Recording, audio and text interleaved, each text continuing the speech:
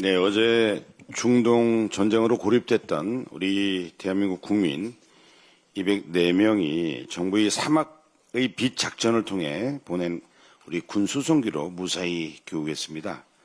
현재 파견된 군 장병과 공관 근무자들 그리고 외교부 국방부 합참 관계자분들의 헌신에 깊이 감사를 드립니다.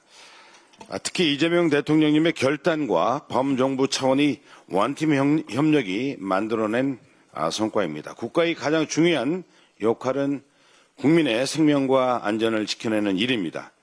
우리 국민을 결코 포기하지 않고 끝까지 보호한다는 국민의 생명과 안전을 지켜려는 이재명 국민주권정부의 원칙 참 든든합니다. 이번에 그 원칙이 빛났습니다.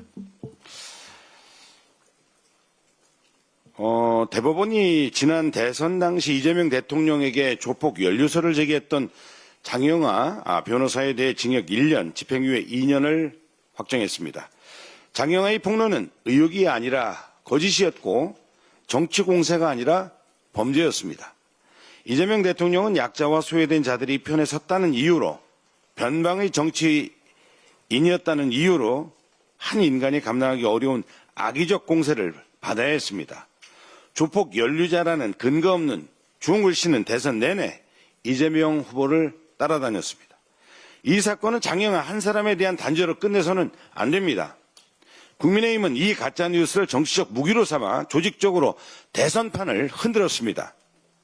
김용판, 김기현, 윤희석 등은 확인도 되지 않은 허위사실을 퍼뜨리고 노골적인 정치공세의 도구로 활용했습니다. 화면을 한번 봐주시기 바랍니다. 국제마피아법 큰형님이 합력이 되면서 인연을 또 이끌고 표형님이 이재명 시장을 밀어라 라고 그때 하부 조직원들에게 지시를 했고 결정적으로 이재명 기사와 연결을 시켜준 것도 이재명입니다. 이번은 국제마피아 조직원에 대한 변론과 관련해서 조폭인 줄 모르고 변호를 맡았다고 변명했지만 그 당시 유죄 판결문에 조폭이라는 사실이 명시되어 있었고 이재명 후보의 대변인이 진실하지 못하다고 볼 수밖에 없습니다. 이재명 당시 성남시장 현재 당직자분 민주당의 대선 후보가 조폭과 가족 일부간 관련이다. 이재명이라는 사람 하나 때문에 지금 이 우리나라의 그 뿌리를 지키고 있어야 되는 사법과 언론이 얼마나 구석구석 썩었는지 게다가 또 중간 4개로 조폭까지 나왔습니다. 토착 세력과 조폭이 결탁하여 국가를 허무는 상상할 수 없는 일들이 벌어졌습니다. 2022년 대선은 0.73% 불과 23만 표 차이였습니다. 가짜 뉴스를 동원한 정치 공작이 대선의 판세를 흔들었고 이것은 민주주의의 근간을 훼손한 중대한 범죄 행위입니다. 장영하의 유죄가 확정된 이상 그 허위 사실을 조직적으로 확산시킨 국민의힘 의원에게도 반드시 법적 책임을 물어야 합니다.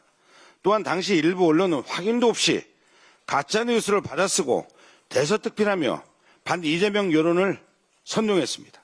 하지만 그 가짜 뉴스가 단죄받는 지금 정정 보도도 사과도 반성도 없습니다. 허위사실 유포에 앞장선 언론은 지금이라도 마땅히 자성의 목소리를 내야만 합니다. 민주주의는 거짓 위에 세울 수 없습니다. 우리 민주당은 대선 가짜뉴스 정치 공작에 대한 진상을 끝까지 규명하고 반드시 법적 책임을 묻겠습니다.